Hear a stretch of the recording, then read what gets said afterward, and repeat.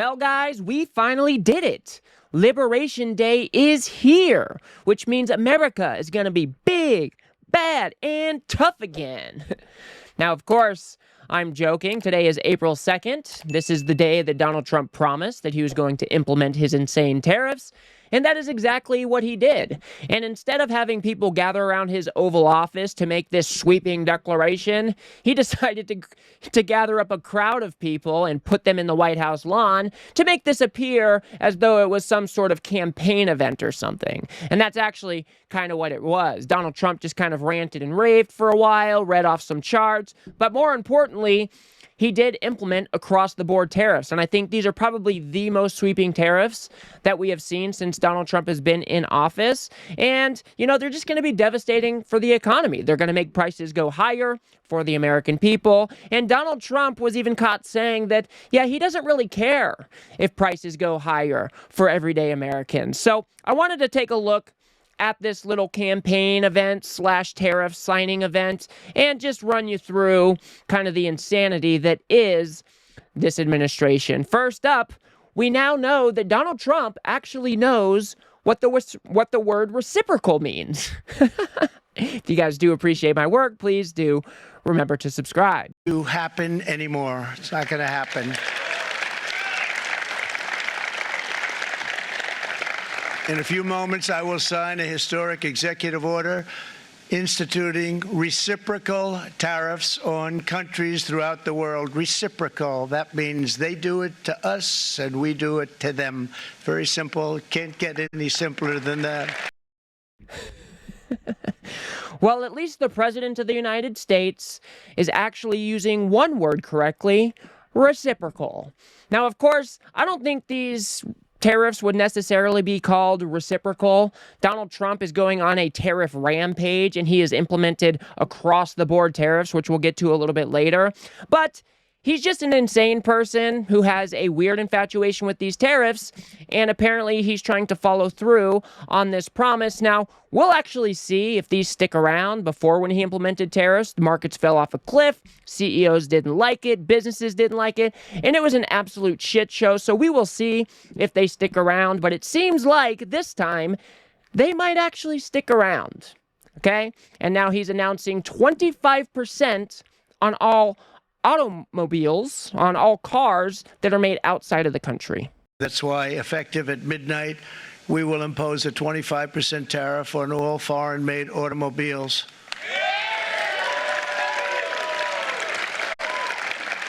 Thank you.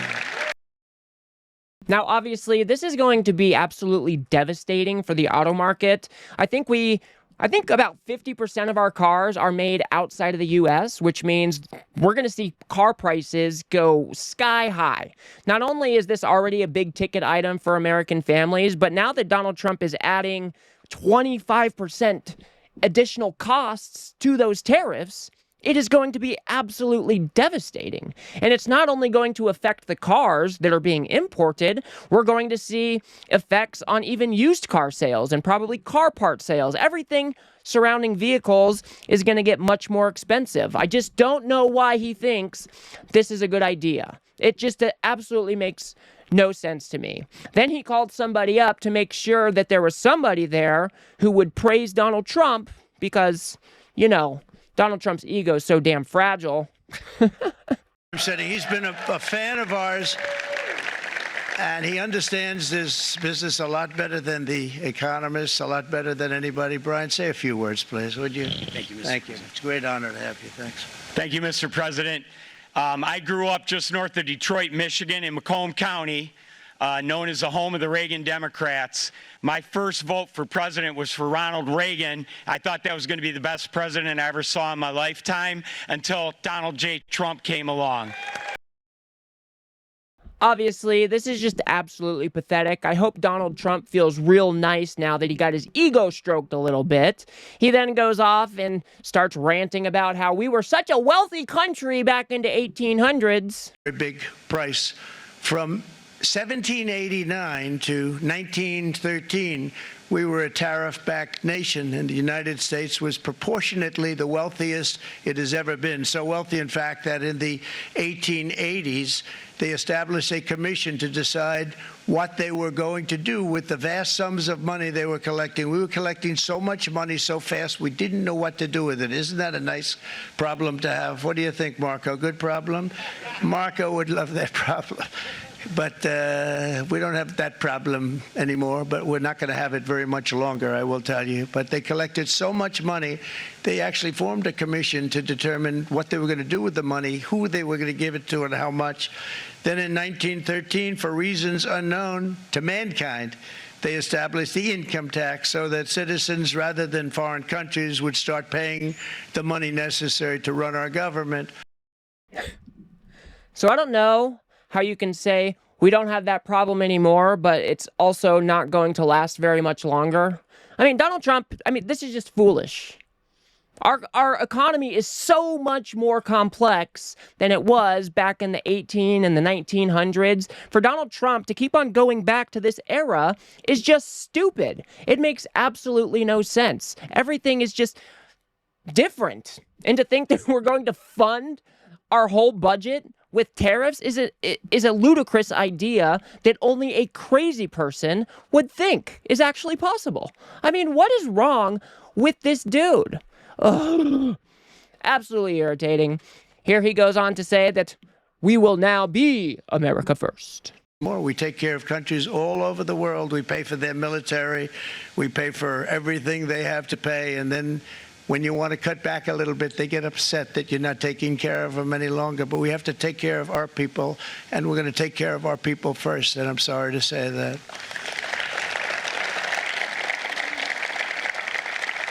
And today we're standing up for the American worker, and we are finally putting America first.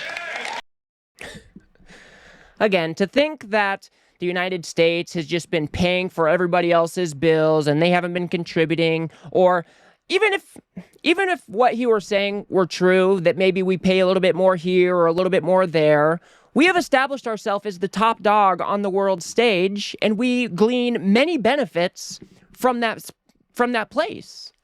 And for Donald Trump to just pretend like everybody else is taking advantage of us and we have absolutely no benefits from our place in the world is just stupid. Again, this man is not well. I just don't think his brain is functioning any longer. He then goes off on reading a chart with all of these different tariffs listed on it. European Union, they're very tough, very, very tough traders. You think of European Union, very friendly. They rip us off. It's so sad to see. It's so pathetic. 39%, we're going to charge them 20%, so we're charging them essentially half. Vietnam, great negotiators, great people. They like me, I like them. The problem is they charge us 90%. We're going to charge them 46% tariff. Taiwan, where they took all of our computer chips and semiconductors. We used to be the king, right? We were everything. We had all of it. Now we have almost none of it, except the biggest company is coming in. We're going to end up with almost 40%. Lee Zeldin's working to get their approvals. And it's an amazing company, Mr. Wei. Again, Donald Trump just has no understanding about how any of these things work. And did you hear some of the tariffs he was actually listing off there? As high as 60%? I mean, this is absolutely insane. This is going to be good for nobody. And Donald Trump thinks that everybody's just going to lay down and take it. It's ludicrous. Countries will retaliate. So not only are you going to hurt our export markets, you're going to hurt the import market. I mean, the whole market is going to be impacted by these batshit insane tariffs, and Donald Trump just wants to play it off like, oh, everybody's taking advantage of us. We're going to get all these things coming back into the country, trying to pretend like, oh, all these countries stole all this manufacturing from us, when it's just not how anything works. Yes, we outsourced some of our jobs. Maybe we didn't think through some of those things, but to use tariffs like a hammer, the way he is going to be devastating for the everyday American. It is going to be devastating. Let's just remember that tariffs are paid by the company that imports the goods, and then the company turns around and passes that on to the American consumer. I mean, Donald Trump still tries to say that it's the foreign countries that are actually paying the tariffs. It's just all insane. It's just all insane. And then he goes on to mention that we're going to do a 10% across the board tariff no matter what. But you see the numbers. The numbers are so disproportionate. They're so unfair. At the same time, we will establish a minimum baseline tariff of 10%. You notice that on the chart? And that'll be on other countries to help rebuild our economy and to prevent cheating. So we're going to have a minimum of cheating, and we're going to be very severe on the people that at the gate that watch the tariffs and watch the product coming in, because there's been a lot of bad things happening at the gate. What does that even mean? A lot of bad things are happening at the gate. Is Donald Trump okay? I really feel like he's diminished in his old age, and especially over the past month or so, he seems to be slowing down quite a bit. But again, these across-the-board tariffs, 10% across the board, which means prices here in America are going to raise at least 10%. And if you think other companies who already make their stuff here aren't going to capitalize on those increases in prices, it's just insane.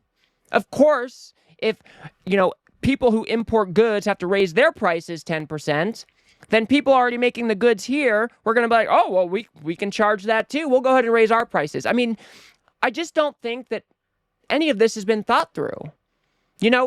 All economists are in pretty much alignment that tariffs can be used for strategic things, which is okay. Maybe you got national security concerns and, you need to make sure that your steel manufacturing in the United States is strong. So use a tariff there. But to do these across the board tariffs, I mean, no economist would tell you that this is a good idea.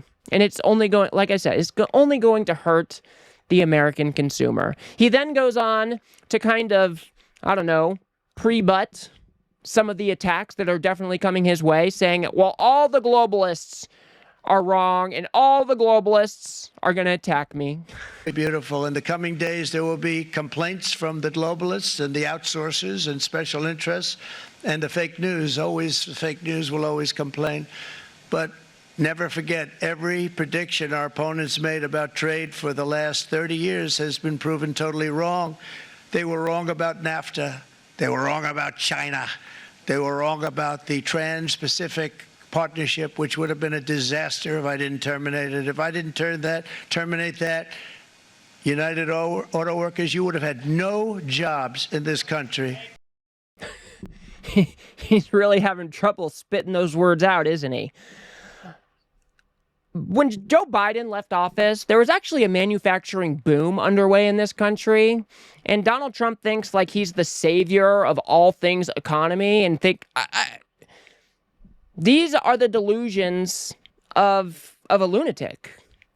I just don't know what else to say besides that. Of course, the globalists are working against him. All of the economists, they must be globalists. All of the people in his inner circle who have undoubtedly told him that these are a bad idea, well, they must be globalists too. But what he's trying to actually do here is trying to kind of pre-game those attacks, trying to say that, oh, these people are wrong, but I'm right. It's all just kind of gross. It's all just kind of gross. Anyway, then he goes on some sort of tangent about groceries. Likewise, an old-fashioned term that we use, groceries. I used it in the campaign. It's such an old-fashioned term, but a beautiful term, groceries. It sort of says a bag with different things in it. Groceries went through the roof, and I campaigned on that. I talked about the word groceries for a lot. It's a bag with a lot of things in it. It's an old-fashioned word, guys. Do you think Donald Trump has ever been shopping for his own groceries? Do you think maybe that's why he continues to say this? Oh, it's such an old-fashioned word, but I campaigned on it. It must be a good word. Oh, man, this is the president of the United States, folks. This is the guy who is going to be making your life a little bit harder in the days, in the months, in the years to come if he continues to go through with these absolutely insane tariffs. That's what's going on here. Ugh. Okay, one last clip here, and then we'll be done. Then he tries to say that it's the Democrats that would have crashed the economy. And we will not cut Social Security, Medicare, or Medicaid benefits. And the Democrats will, because if they got in, the entire economy would collapse. This country is heading for a collapse. What world does this guy live in? It's the Republicans who are currently trying to take $880 billion out of Medicaid. It's Elon Musk rifling around and saying that there's all of this waste and this fraud in the Social Security system, and now people are at risk for not receiving their Social Security for the first time in the program's history. And then we had a booming economy, an economy that was the envy of the world when Donald Trump came into office, but now he's trying to say that, oh, well, if the Democrats would have won, then the economy would have crashed. Again, this is more like a campaign event or something. What is he talking about?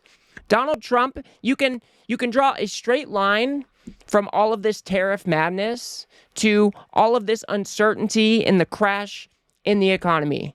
The Atlanta Fed, I think, is now projecting a 3.7 contraction in our economy now that Donald Trump has got his hands in the cookie jar. It is absolutely insane what Donald Trump is doing to our economy. But, hopefully, with any luck at all, maybe he will have some sense talked into him. Not likely, but maybe. These tariffs are going to be bad for the American consumer. Like I said, this is the Trump tax.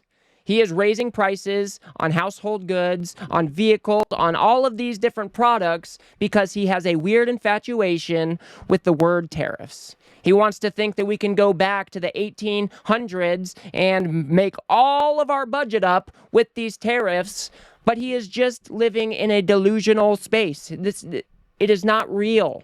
Donald Trump has created a conspiracy bubble for himself, and now he is making terrible, terrible decisions that are going to impact everyday Americans. That is what is going on here. So hopefully, with any luck, he will pull these back. I am not hopeful that that's going to happen. He seems to want to push forward with these.